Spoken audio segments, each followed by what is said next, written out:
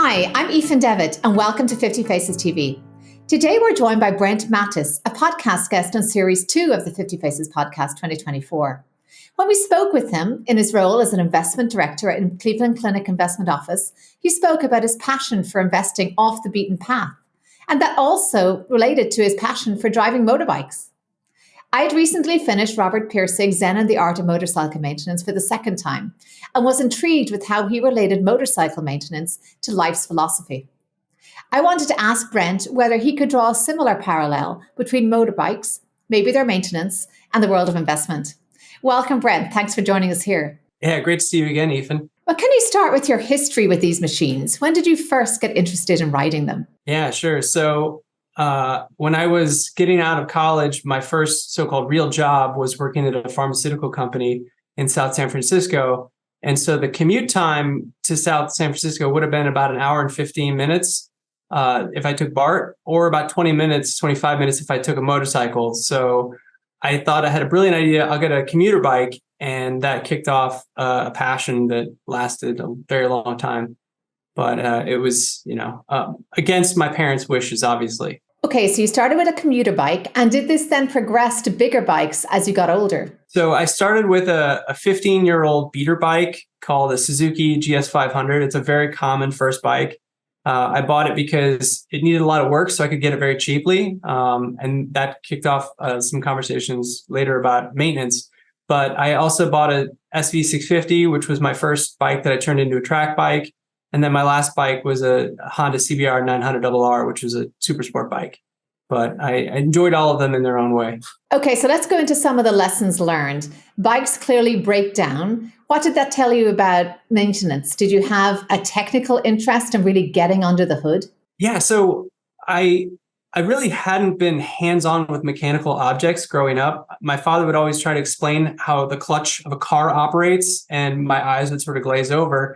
But when it was actually my bike, I joined this club in Oakland called the Crucible, where you could take your own bike and there'd be a guy there who had a full collection of tools, and you were just there to work on your bike. And if you needed help, he would help you. Otherwise, he'd just get out of your way. And so I basically tore that bike down and rebuilt it. And so I learned kind of all the ins and outs of how to work on a bike. And so that was sort of my introduction to, my own motorcycle maintenance. Wouldn't say I was particularly zen about it, but. And are you the kind of consumer then, or maybe the investor that really likes to look under the hood to really understand the nuts and bolts of an investment? Yeah, that's a good segue. So I think having a deep and abiding understanding of what's going on inside of a motorcycle it carries over directly to understanding your portfolio. If you understand your portfolio very well, you kind of know what the individual parts of it do, and you know what not to fiddle with until you really understand what the parts do, and then you can make it better. Well, let's talk about crashes. Bikes crash, markets crash. What did riding a bike teach you about risk? There's a concept that I picked up. So I started first riding on the street, and I got really into going on group rides with a bunch of people from a motorcycle forum in the Bay Area. And I really wanted to get better. And so I started going to track days and track schools at a track in California called Thunder Hill. And I started reading some of the literature written by motorcycle racers, including a book called A Twist of the Wrist by Keith Code. And he came up with this concept. Maybe he borrowed it, but I adopted it. It was called the $10 bill of attention. And his idea is basically whenever you're riding, you have $10 worth of attention, and you can spend that on anything. You can spend it on braking. You can spend it on cornering. You can spend it on the obstacles in the road. You can spend it on the other people who are in traffic with you. And the key is, if you overspend, if you try to spend $8 on cornering and $2 on that tree on the side of the road, or $3 on that tree on the side of the road, you're going to overspend. And if you overspend, your survival reaction, your fight or flight reaction kicks in. And that's when you make decisions that are counterproductive on a motorcycle. Like if you panic, you stare at the object that is ahead of you, and that's when you crash into it. Or you feel like you're going too fast, and so you snap the throttle shut. That disturbs the suspension and braking of the bike, and that's how you end up crashing. So I sort of thought I had absorbed some of these life lessons. I'd done track days in the rain. And I was riding in San Francisco on my way to the accepted students event for the business school that I would go to. And on the way there, I was crossing the trolley tracks on Market Street in the rain. And I ended up getting spat off the bike and landed on my shoulder. And even though I was wearing motorcycle leathers, it was enough of a crash to both damage the bike and break my collarbone. So this funny thing, or not really funny thing, was I already had booked a track day a couple months out before that. So I had to rehab my shoulder. I had 2 surgeries to fix it. And then I had to rebuild the bike.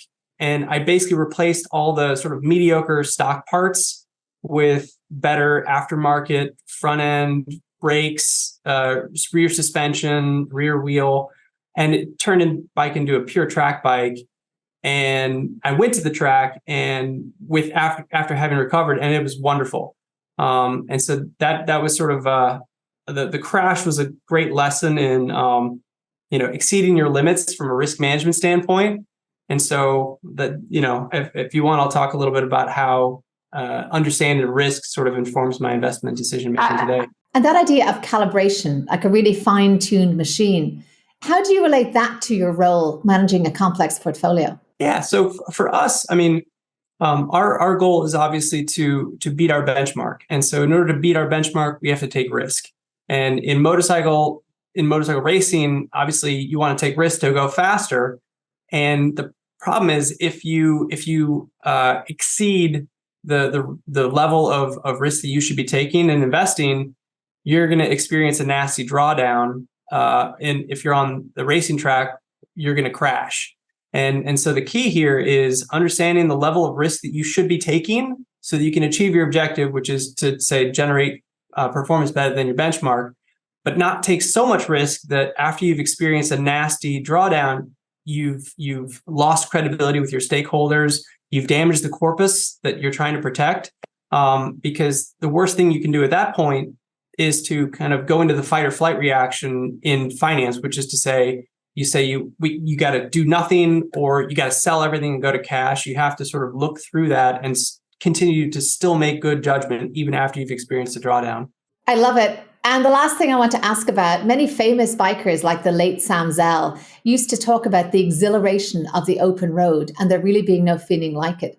Has there ever been an equivalent like that for you in investing? I mean, I can't say it's sheer exhilaration, but I mean, there is the joy and satisfaction of after a decision you've made, sort of you have enough time to watch it play out, to see it actually deliver the results that you sort of suggested to your stakeholders. And so I had a manager that I re-underwrote. I reconstructed their portfolio as a fund of one, and in 2023.